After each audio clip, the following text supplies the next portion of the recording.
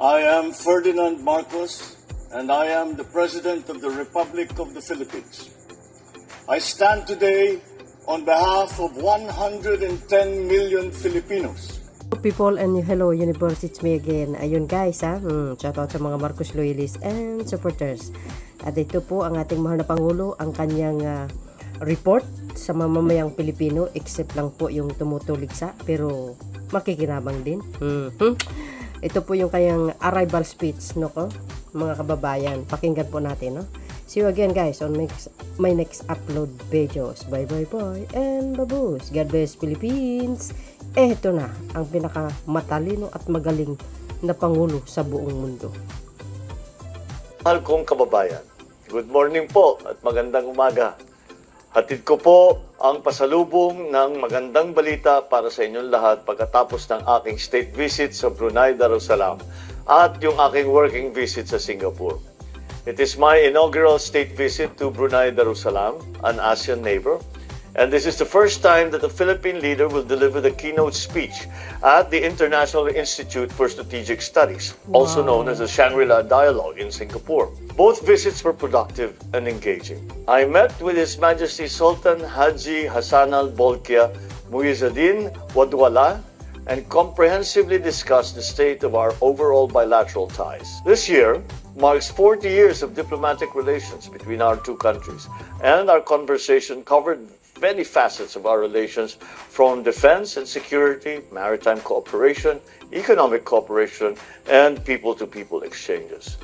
We aspired for stronger bilateral cooperation to work together to ensure that peace and security reigns in the ASEAN region. The visit was a success as we signed 3 memoranda of understanding, 1 letter of intent. The 3 MOUs signed during the visit on tourism cooperation, on international convention and the standards of training and certification and watchkeeping for seafarers, and on maritime cooperation.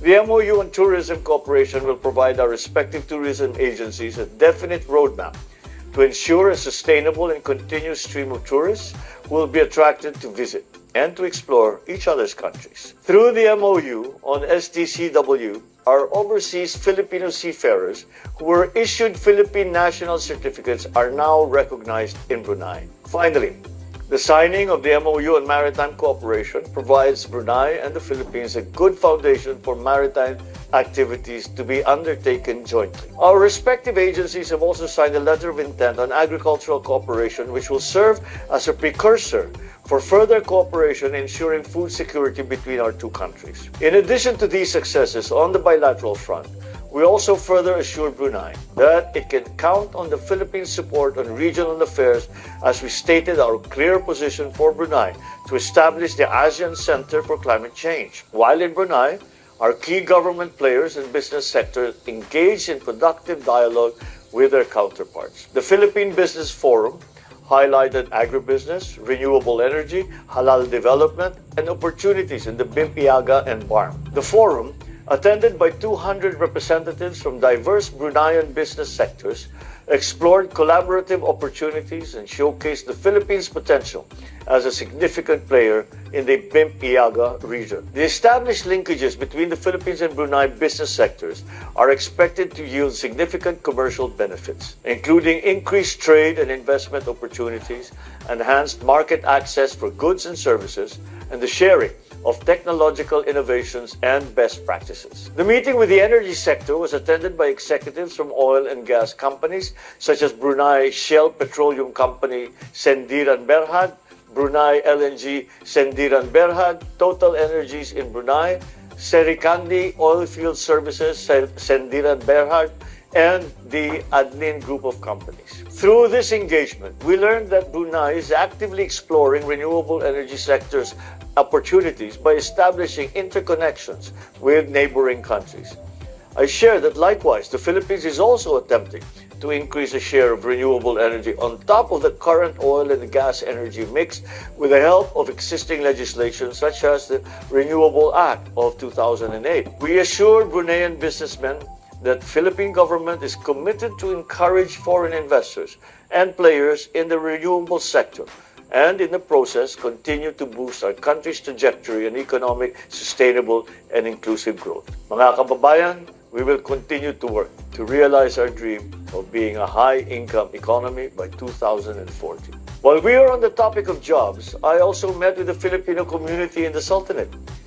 Through the years they have spent here, they have proven to be an invaluable part of the economy of the Sultanate. During our engagement, I assured them of my administration's tireless endeavors and projects in ensuring their safety and well-being. Maraming salamat po sa inyong lahat. Makakasiguro po kayo na ipapatupad ko ang aking pangako, and in the near future, there will be abundant jobs in the country so that overseas employment will become a choice, not a necessity. In Singapore, I met with the leaders of the country, namely President Tharman Shanmugaratnam and newly appointed Prime Minister Lawrence Wong. The deep bonds of friendship between our countries are evident in all our conversations. The President has already graced our invitation for him to visit and is planning a visit to our country in August. And the Prime Minister, he says he will follow as quickly as he can. And this is very important, as most especially 2024 marks 55 years of diplomatic relations between the two countries. We committed to work hard in pursuing the signing of 3 near-completion MOUs by the time the Singaporean President visits Manila later this year. Most importantly, the visit also offered us an opportunity to tell the region and the world the Philippines' outlook on our vision for the region. I delivered the 2024 keynote address at the IISS Shangri-La Dialogue, where I expounded the realities and constraints that we now, as active players in the region, face. Mga kababayan, as a responsible member of the international community, I took the opportunity of the Shangri-La Dialogue to tell the representatives of at least 48 countries in front of me that the lines we draw on our waters are derived not from imagination, but from international law. Unlike others, we submitted our assertions to rigorous legal scrutiny by the world's leading jurists. Besides the keynote speech, the Shangri-La Dialogue also allowed us to meet with other countries who are interested in the Philippines' cause. I met with representatives from Lithuania and some of the members of the U.S. congressional delegation and discussed future ways to improve collaboration and cooperation between our countries. My promise to all Filipinos, we will use every opportunity and continue to build bridges that will ensure a long-lasting peace and stability in our region. Marami pong salamat.